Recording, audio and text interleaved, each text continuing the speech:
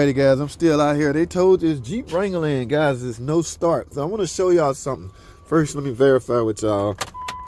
No crank, no start, no nothing. Now, I want y'all to take a look at this, guys, because some of y'all get misled or called out to no start vehicles and can't diagnose them. Now, you see this box right here that says WCM, wireless control module. Guys, that is the key. That is the security system. That is the module that I'm in to perform this diagnosis. When you get a no crank, no start complaint like that, you got to go to the source. The key is what you go to usually when you're looking for crank. Anyway, take a look at these modules, guys. I got a B1A24 key not program, invalid key, and skim base station mismatch. Guys, you know what that means? I need a skim module and a key, okay? Yes, guys, these you can't diagnose this with a rinky-dink scan tool. You gotta have a good scan tool, all right? Stay tuned. Well, looky, guys. That was quick. Guys, when you got a no start complaint, it ain't gonna take long to get this stuff approved, right? This was told here. This customer wanted a car. We tell her why her car won't start. She got a decision to make. She gonna make it fairly quickly, I'm assuming, because she want a damn car. So you can see that key right there. I got a new key right here, and I got a new skim module. How do you get to that skim module? I'm about to take this cover off. Take some things off, all right? Again, guys, you can't repair or diagnose this stuff if you don't have the capabilities to look inside of this. This is a module. It reports back to your scan to information inside it. What you do with that information is take trouble codes, retrieve trouble codes out of it. From there, you can properly diagnose the car. All right. Now, I read the fault codes, but I know offhand what those fault codes usually will lead to. That's why I'm here. So let me get this key and this module replaced, guys. I got the skim code already from the parts department. Alrighty, guys. We might as well start a long video. I ain't done a long video in a while. Let me bring y'all up to speed. Well, hopefully those two short videos that y'all just saw brought you up to speed. Well, here we are. Like I say in that last show, I got the parts. New key, new wireless control module. Wireless control module is hiding under here. So you need to get this bottom cover off, guys. It's like 3 little T20s, maybe. Okay, this is the last one because I already took the other 2 off to speed this video up somewhat fast. I know y'all hate these long, boring videos. And technically, I don't really have nothing to talk about or entertain y'all. So, yeah, we'll do it like that. Now, let me bring this down. We just got to get this cover off, guys. I mean, surely y'all understand the basics. All right, guys, I have the cover removed. I did have to end up removing this right side. I don't know if this is a wiper switch, okay? It's just one little screw holding this in place right here. Got that off, able to move that out the way. Now, with both covers removed, you can now see the actual skim module, screen module, wireless control module, whichever you want to call it. And guys, it's simply held on by one screw. Let me show you the new one. This is the new one. Okay, you just got to dig down there, get that T20 screw out to go right here in this hole. All right, so I've already got it there. You can see it right there. Let me pick it up out of the way. Then we can unplug this screen and move it out of the way in preparation for the new one to go on. And why is this giving me a hard time?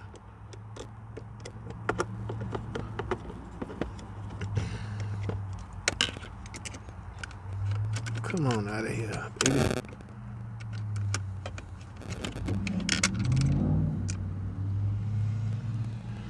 All right, got the screw out. Now you just got to finagle this screen module out.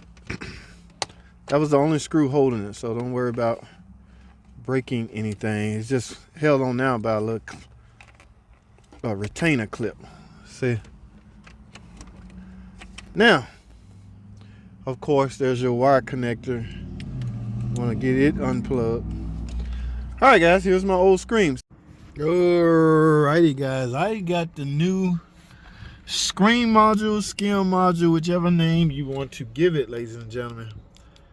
I have it on the car. I got to put the multi-function switch back together. So think about it this way. There's a chip in the key. It has to match the chip in the security module.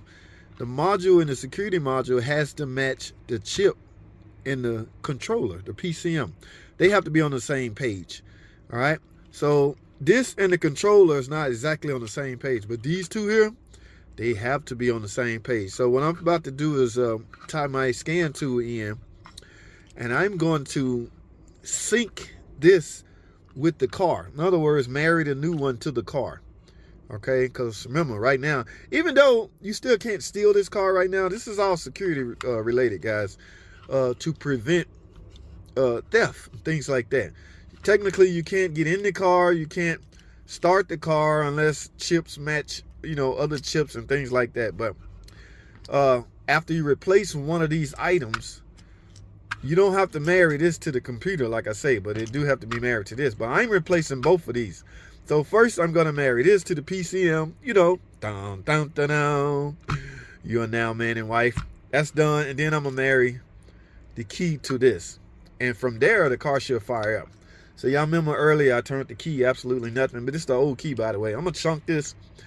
Now, I'm guessing you can simply program this to the new module, but I don't want any kind of flawed signal coming from this suspected bad key, okay? It's hard to tell which one exactly at fault, guys. I know some of you guys are crucial. Oh, what are the chances that it needed both? Hey, man, look. Okay, we're trying to lower the odds. Okay, there's no surefire way. There is, but you still can be wrong, even with the surefire way. So to eliminate all risk, most shops usually instruct you to do them both. That is the case here. So I got a key in the skim module. Now I'm about to program. So let me fire my computer and program this thing. And next time you see me, we should be able to fire it up. I'm going to run some screenshots so y'all get a sense of what I'm doing. Now, remember, guys, if you don't have a scan tool, please don't take this job. All right? So don't go to, I know some of you mobile mechanics out there, you get a call, hey, my car won't start. Can you fix it? Sure, I can. Some of you guys don't even ask questions. All you hear is opportunity to make some money, but you got to be careful with these new age cars, this new stuff, security, your scan tool got to match, stuff like that. Yeah. So mobile mechanics, like if you're not going out to physically replace a part, you got to be extremely careful. Imagine you go out, you get a call, my Jeep won't start. You go out.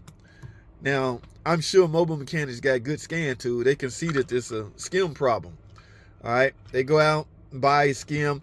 There are even some mobile mechanics that have the programming capability. So I'm not, guys, some of my best friends are mobile mechanics. Some of my internet YouTube buddies are mobile mechanics. So I am by no way dogging them out. All right. Yeah, I have no problem with their profession. It's just I don't want the average guy to think he can tackle any kind of no start, because it could lead to ridiculous stuff like this. All right. So let me tie in my computer and program this thing, man. Y'all stay tuned. Alrighty, guys, I got it all programmed. We can throw this hunk of junk away. Now comes the big test.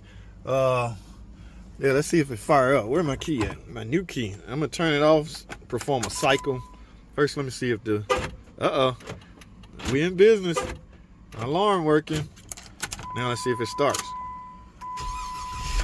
Ah! I'm a bad. Shut your mouth, boy. Yes, guys. Yeah, y'all know me. I clown around a lot. All right, so this car was towed here. I'm still outside, guys. You know what? I did not want to push this vehicle all the way in the shop. I didn't want to get a pusher. I didn't want to do any of that. So I brought some tools out here to do what I needed to do, and I'm done. How much did this pay? Just say when you I don't even call it good. The reason I'm gonna separate my way of doing things versus somebody that's not familiar with it is that I have done quite a few of these, so I know where to go, what to do, blah blah blah. That comes with doing something repetitiously a lot. Okay, so I have no advantage over anybody else when it comes to this stuff, other than I'm familiar with it already. Okay, a lot of you guys dog me out about the fact that, oh, all you work on is Dodge and Jeep, that's all you do.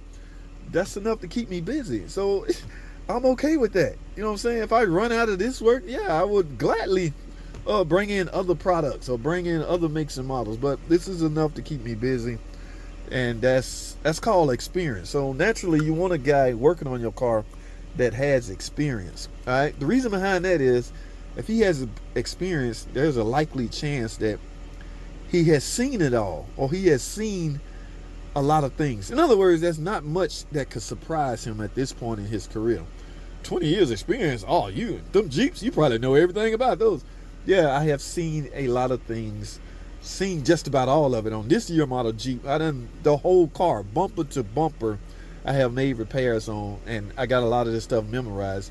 So when I hear of a problem, I can go straight to it. Or I will go into my memory bank and simply remember what I did on the last Jeep that had that problem.